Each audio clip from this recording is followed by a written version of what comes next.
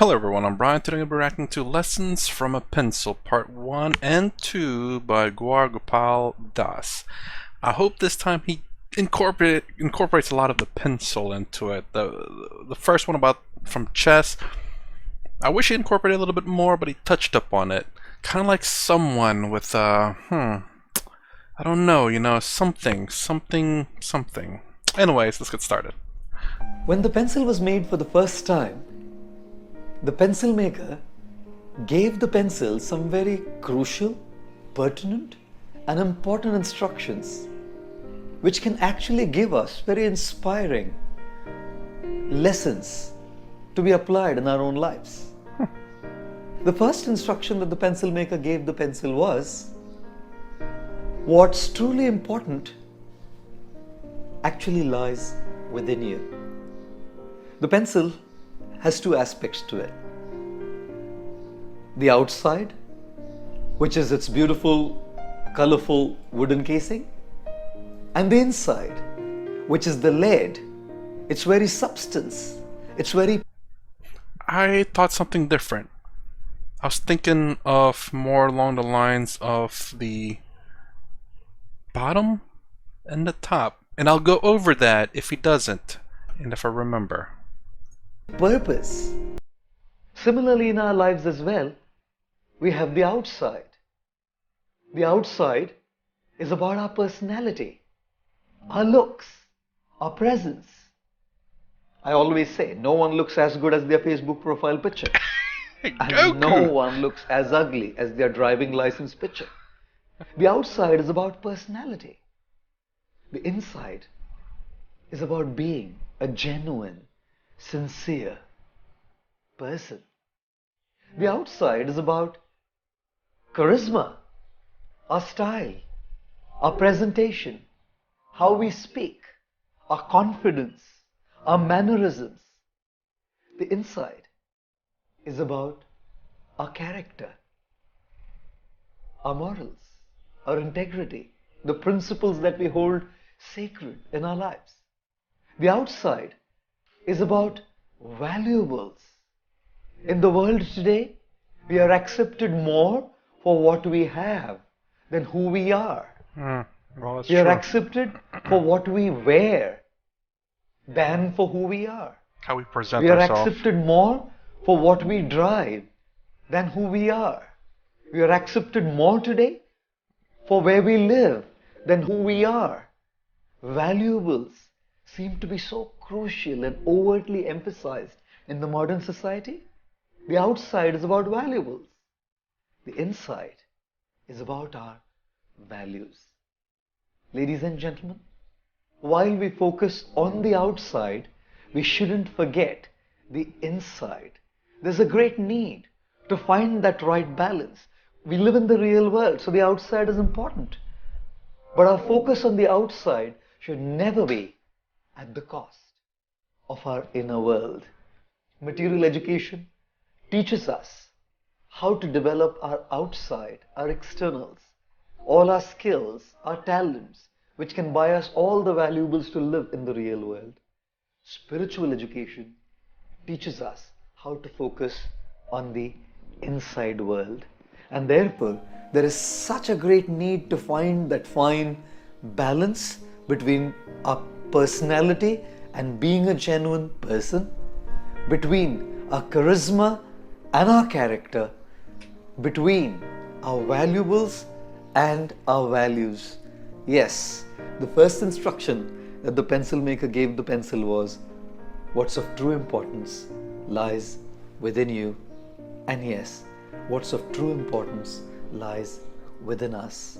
Our being a person, our character, our values, our very essence, the wonderful qualities of our soul. Thank you. Okay. I don't disagree with him at all. I mean, it's kind of weird though. He picks a pencil to describe what's inside and out when that can be used for anything. Pencil does have something unique that most other things don't have. And it is kind of an exclusive, I don't want to say exclusive, but maybe exclusive to a pencil. Perhaps he'll talk about this in the 4-part series that he has. We'll be going over the second one, but I'll go ahead. I would assume this as being the very first one, but anyways, I don't disagree with what it says. We do judge each other by our exterior features, and again, I'm not necessarily saying that it's a bad thing. We do have to be careful. We do have to be aware of the world. We can't not be blind to the obvious. But that doesn't mean you should necessarily stop you from getting to know someone. But the world is pretty crazy. There are crazy people out there. There are signs for it sometimes, and you taking a chance in a sense. But what he's talking about here, was it 45? I think, if I remember correctly. And the inside. So outside and inside. First instructions. I would have assumed he would have talked about I do not have a pencil. Well, this is a pencil, but it's only has one side in a sense. So a pencil typically has an eraser and the lead in the bottom when you sharpen it. So I would have explained like the pencil. How do I say? The unique thing about the pencil is the fact that you can write. And anytime you make a mistake, you can flip it upside down and erase it. Well, it's not perfect, it will still be there because the eraser doesn't always erase everything. Sometimes there's the indentation there. Sometimes you don't quite get all the lead out. But then you can erase at least most of it and then write again. Basically saying that we all make mistakes. We try to correct our mistakes in life and then we continue writing our story. I have a feeling he will get into that. It's just that maybe I think that's like the one thing that a pencil can do quite well. Can't say it's a keyboard because you'll need a lot of other things with the keyboard. The keyboard does have a backspace and has letters to type your story, but you need the monitor and everything else. A pen is quite permanent. Well, unless you got erasable pens, but pencils are kind of, I won't say unique, but perhaps unique in that way. Anyways, let me go ahead and get the second part started. Give me 1 second. Okay, so this is the second part. Hopefully he goes over that here. Let's go ahead and get started. The second amazing thing that the pencil maker told the pencil was, unless what is within you comes out, the lead, you cannot make an impact. It's only when the lead comes out of the casing can the pencil actually make an impact on the paper. Okay, I see how it's approaching it now. So I did jump the the theory there. Basically, as he created the pencil, he made the appearance of the pencil first and foremost. Then, after the appearance of it, how it has two parts: the interior and the exterior. Then it's about how else to use it. So basically, sharpening it to be able to use the inside. By writing something. This is really low. Similarly in our lives as well. Unless what is within us comes out, we will not be able to make an impact either on our own lives or on those of others.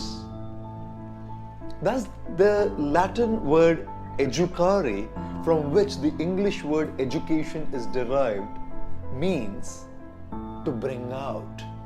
To bring out the virtues, the qualities of our soul. Yes, our personality can impress, but being a genuine person can inspire. Yes, our charisma can impress, but our character can inspire others. Yes, the valuables we possess can truly impress the world, but the values that we hold and live by can inspire the lives of others.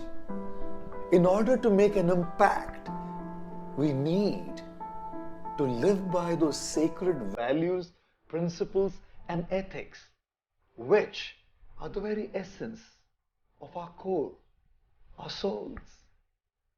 One time, Thomas Edison, when he was just a little boy, came back home from school and handed a letter to his mother, saying that my teacher gave this letter only for you to read. The mother opened that little piece of paper And as she read out this letter to Thomas Edison, her little son, she was crying. She said, Tommy, your teacher's written that Thomas is such an intelligent boy. He's a genius. The school is too small for him and doesn't have enough good teachers to train him. So it's better that he doesn't come to school any longer and you train him at home. Years later, when Thomas's mother had died, and Thomas Edison was one of the greatest inventors of the century, he was at his mother's home, clearing things up. And in a small little drawer, he found that piece of folded paper, that letter that the teacher had given years back to his mom. Thomas Alva Edison opened the piece of paper to read the contents, and he broke down in tears, crying profusely, because what was written Was different? on that paper was, Madam, your son Thomas Not is a a G. dunce. He's mentally ill. He does not fit into the school. I do not think he can ever make it there. So we are expelling and throwing him out of the school today. Thomas Alva Edison wrote another line underneath. He wrote, Thomas was indeed a dunce, a mentally ill child, and he was made into the greatest inventor, or shall I say one of the greatest inventor of the century by his hero, his mother. His mother didn't have a massive personality. She didn't have a super good charisma, nor did she have too many valuables. But she was a genuine person with a great character, amazing values, and look at the impact that it had on the life of Thomas Alva Edison. Each of you will certainly remember that one person, either your teacher, your parent, your friend, or someone in the world who, by being such an amazing person, has made that impact on your lives. And you could be that amazing person to make an impact on someone's life by your inspiring example. Yes, the second instruction that the pencil maker gave the pencil was, when what is inside comes out, it can truly make an impact. Thank you. Interesting. Okay, I like the way he's going this a little bit. I see it here. Much a little bit better than chess. The fact that the first was the design of the pencil, how it looked, and the components of it. Well, there's three components: the eraser, the lead inside, and then the casing. He could have said that in the very beginning instead of saying two components, but just never touched up on the third component of it. Kind of keep it a mystery and not saying, wait, he said three, but he only talked about two. The exterior, oh, maybe the eraser you could count as the exterior, possibly. And then later on in the video say, and remember that third component I talked about in the first video? Well, that third component is the third purpose of the pencil. I forgot what he said. The first one was just how it was designed. The second one was the lead must make an impact in the world. So I like this a lot better than the chess one. The chess one, it sounded like he just needed something to use, and I think he could have made it better by the example I gave in that video as well. But this one was a little bit better, and I gotta fact check that story. That's pretty interesting, and I wouldn't doubt it to some degree. There's amazingly a lot of great inventors in the world that never went to school, and I don't know. It's really weird to think that there are a lot of great people out there who were not necessarily educated. Even in modern day, there's a lot of people who drop out of high school and never went to college who become very successful. And it's because they have within themselves an understanding of people, understanding of the world, and knowing how things work can get you really far, much further than education for the most part. Education will teach you how to do things, but not necessarily interact with people. But it will, I mean, again, interacting with people is just part of going to school. You know, how you interact with people in class, when you do group projects, and all of that. So I'm liking this a lot better so far. He does fantastic lessons, but the lessons from a chess and from the chess one so far, it's just he explains a lot, talks about One Piece, and then doesn't talk about it again. But you know, the stories are great and the lessons are great too. So anyways, that's the end of the first pair of video here. We're going to do the second pair next time. So if you like my content, please consider subscribing, thumbs up, thumbs down below. Thanks for watching. I'll see you in the next vid.